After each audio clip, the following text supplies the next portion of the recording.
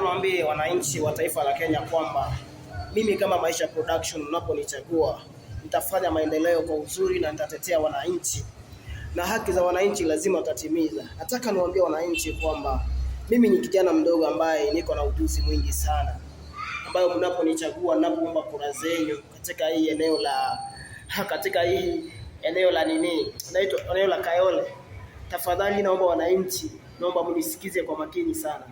Enyi vijana msiokuwa na kazi, hawa wananchi tuliowachagua nisema watatupa kazi kwa vijana. Kazi kwa vijana ni kutuambia kwamba affordable houses zimejengwa, twende tutenge. Hiyo ni kazi gani tunapewa?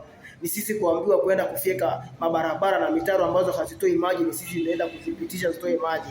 Hiyo sio kazi ambayo tuliahidiwa kama sisi vijana. Tuko na vijana wangapi hii Kenya ambao wamesoma na hawana kazi?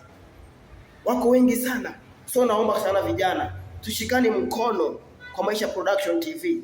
Tutaenda mbele, lazima ndoto zetu zitimie. Wanaojaribu kuziua na kuzificha, waambie tumekataa. Maisha Production ikiwa nyuma yenu, mimi sina wasiwasi wowote, wala sina uoga wowote. Nataka niwaambie kote nchini mnaposikia huu ujumbe, Maisha Production, mimi niko tayari.